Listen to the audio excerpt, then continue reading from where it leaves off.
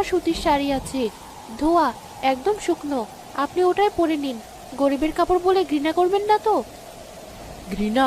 বোন, তুমি আজ আমাকে এই আশ্রয় দিচ্ছ, এটাই তো অনেক। এই ঝড়ের রাতে তোমার এই শাড়ি আমার কাছে এখন বেনারসির চেয়েও দামি। দাও বোন, দাও, আমি কৃতজ্ঞ। সাহেব, আমার তো লুঙ্গি ছাড়ার কিছু নেই।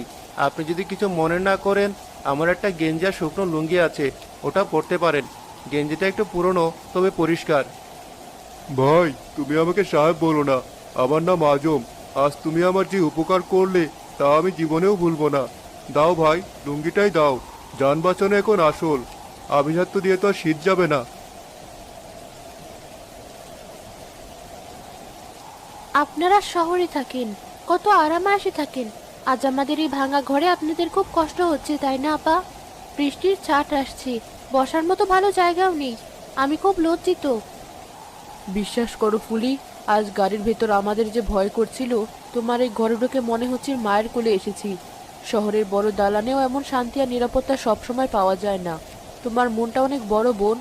ঘর ছোট হতে পারে, কিন্তু তোমাদের দিলটা অনেক বড়। ঠিক বলেছো নোরা। ভাই সোহাগ, তোমরা এই নির্জন জায়গায় থাকো কি করে? আর তোমাদের সংসার চলে কিভাবে? আর বলবেন না ভাইজান, আমি জেলে নদীতে মাছ ধরি, কিন্তু কপাল খারাপ, নৌকাটা ফেটে গেছে। হাতের টাকা নিয়ে যে সারাবো, আজ কয়েকদিন মাছ ধরতে পারিনি। খুব কষ্টে দিন কাটছে। মহাজনও টাকা দেওয়া বন্ধ করে দিয়েছে। তাই নাকি? খুবই দুঃখজনক। আচ্ছা, তোমাদের ঘরে কি খাবার কিছু আছে? সত্যি বলতে কি, সকাল থেকে আমরাও কিছু খাইনি, পেটে খুব ক্ষুধা।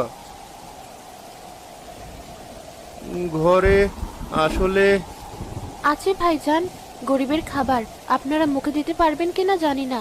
একটু চাল ভাজা আর গুড় আছে, আমি এখনই দিচ্ছি। আপনারা বসুন।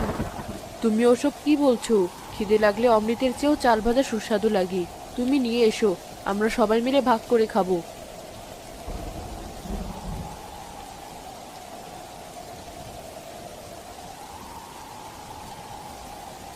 আহ, বিশ্বাস করবেন না ভাই, এত স্বাদ আমি বড় বড় 5 স্টার হোটেলেও পাইনি। খাঁটি গুড়ের স্বাদই আলাদা। সোহাগ ভাই, তুমি খাচ্ছ না কেন? জি ভাইজান, আপনারা খান, আমার পেট ভরা আছে। বাবু, তুমিও আসো, আমাদের সাথে খাও। ফুলি, তুমিও বসো। তোমরা না খেলে আমরা খাবো না। আমি বুঝতে পারছি তোমাদেরও খাওয়া হয়নি।